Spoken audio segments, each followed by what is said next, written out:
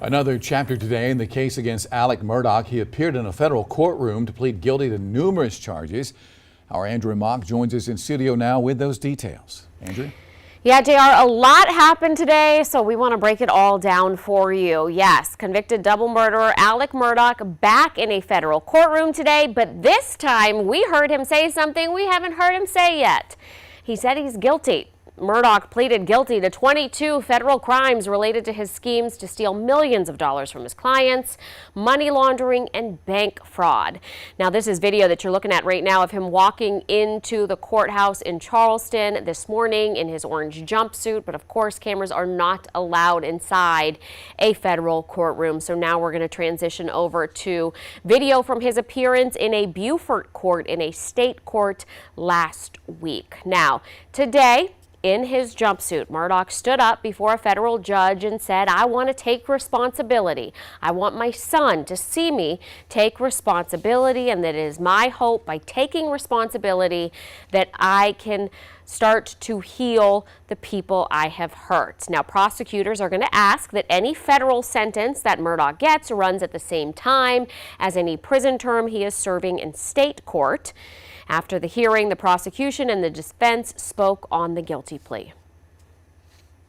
So today is the first time that he's been held accountable for decades of financial theft, spanning decades, and more than $10.5 million from his clients, from his law firm, and from others who trusted him. It was important to the government before they entered into a cooperation agreement that they were comfortable with what information he had. So we spent, many days, 3-4 days, with agents going through everything from A to Z. And so they had a level of comfort, we had a level of comfort, and but whatever sentence he gets is up to Judge Gergel. Well, just as you heard, the sentencing not decided today. That will be decided at a later date.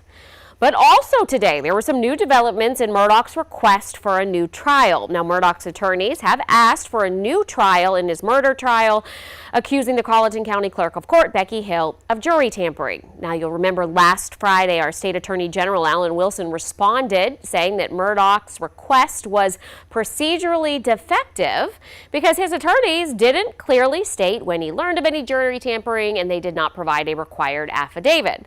Well, in what was at times a fiery response today from Murdaugh's team, they said in part that they did not need to provide an affidavit because Murdaugh did not know that the clerk was speaking about the case because there was no possible way that he could know.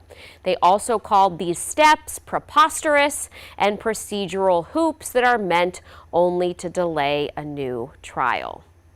Now, as we have said, there is still state court looming. Murdaugh facing 100 state charges. Last week, like we said, he appeared in front of Judge Clifton Newman again, and they have set that date for November. The prosecution asked the judge to schedule a date this year. The defense pushed back, though, and said, no, we need more time. There's no rush. They wanted to do it next year, but again, ultimately, Judge Clifton Newman decided that the trial will go on this year. The prosecution, again, you see there Creighton Waters talking. He will be prosecuting this case as well. He says he is ready. In the end, the judge agreed. They will go to trial November 27th of this year. For all of our coverage of this case, check it out at WLTX.com.